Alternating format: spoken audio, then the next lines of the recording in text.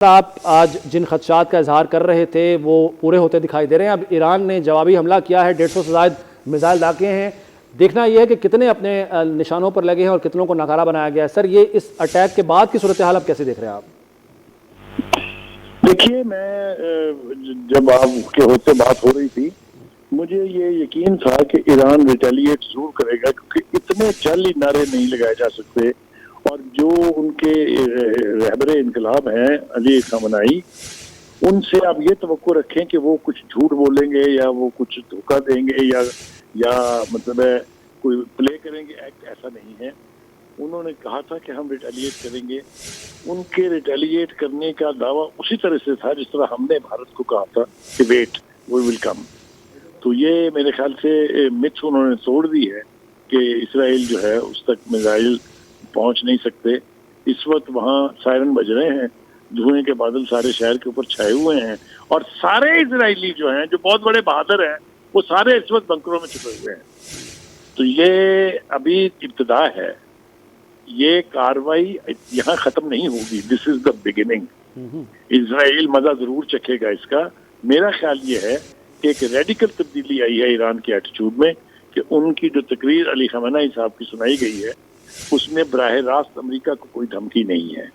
मुझे यूं लगता है कि डिप्लोमेटिक लेवल पर यह तय हुआ है कि आप इसराइल के लिए बीच में मत कूदिएगा, यानी अमेरिका, और हम आपके हवाई जो अड्डे हैं इस खित्ते में उनको टच नहीं करेंगे। अगर ये मामला इसराइल और ईरान के बीच हो गया डायरेक्ट, तो फिर इसराइल को बहुत पछताना पड़ेगा, इसलिए कि ईरान की कैपेसिटी ज्यादा है, ईरान की आर्मी ज्यादा है, ईरान के रिसोर्सेज ज्यादा हैं। अब देखना यह है कि ये युद्ध जो है क्या शक्ल इख्तियार करता है और कितनी देर तक ये जारी लगता है। मुझे लगता यह है कि ईरान के इंटरेस्ट में है ये कि ये कॉन्फ्लिक्ट जो है ये ज्यादा देर तक चलता रहे, क्योंकि इसराइल बहुत ज्यादा देर तक इसको सस्टेन नहीं कर पाएगा।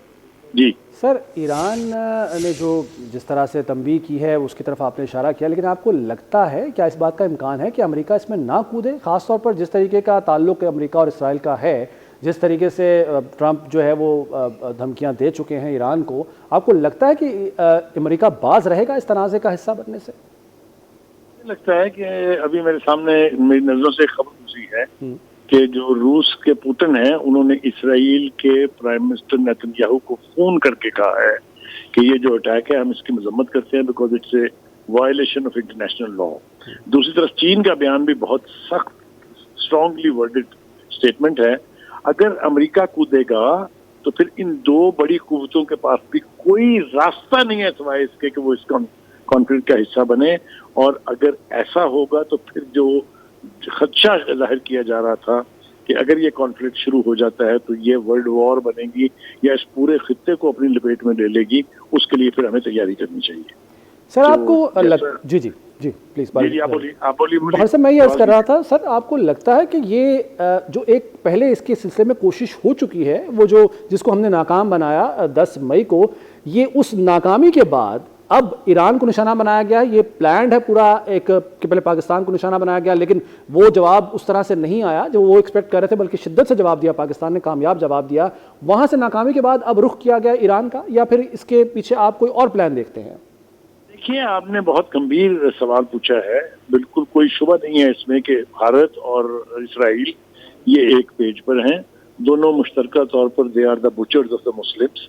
मुसलमानों का नस्ल कशी जो है वो भारत भी कर रहा है, चाहे वो उसके मेन स्ट्रीम इलाकों में है या कश्मीर में है। इसी तरीके से जो नेतन्याहू है उसने जो कुछ गजा में किया है, बल्कि हमारे कहने से तो क्या होगा, international criminal court of justice जो है उससे नस्ल कशी के ऊपर गिरफ्तारी के ऑर्डर जारी किए हुए हैं नेतन्याहू के। तो ये दोनों हैंड इन हैंड है मुसलमानों के खिलाफ। इसलिए ये बात आपकी में बहुत लिंक है कि पहले यहाँ कोशिश की गई हमें टेम करने की, अब ईरान को पड़ गया है इसराइल। लेकिन मैंने उस प्रोग्राम में भी कहा था, मैं फिर अपनी बात को रिपीट कर रहा हूँ कि पाकिस्तान के लिए ये जंग जो इसराइल और ईरान के बीच शुरू हुई है, इससे बहुत सारे खतरात हमको भी लाक हैं। इसलिए कि ये कहा जा रहा है कि अगर ईरान बिल्कुल न्यूट्रलाइज हो जाता है तो इसराइल का अगला शिकार हम होंगे। हम होंगे या नहीं होंगे वो एक अलग बात है, लेकिन हमारे न्यूक्लियर प्रोग्राम से भी जो खदशात इसराइल को हैं। मैंने प्रोग्राम में भी हवाला दिया था, मैं फिर कहता हूं कि इसराइल की लीडरशिप, वहां की अवाम ये समझती है कि इसराइल का दुश्मन नंबर 1 पाकिस्तान है। तो हमें मोहतात रहना है, हमें अलर्ट रहना है। हमसे पंगा लेंगे तो सबक तो जरूर सीखेंगे।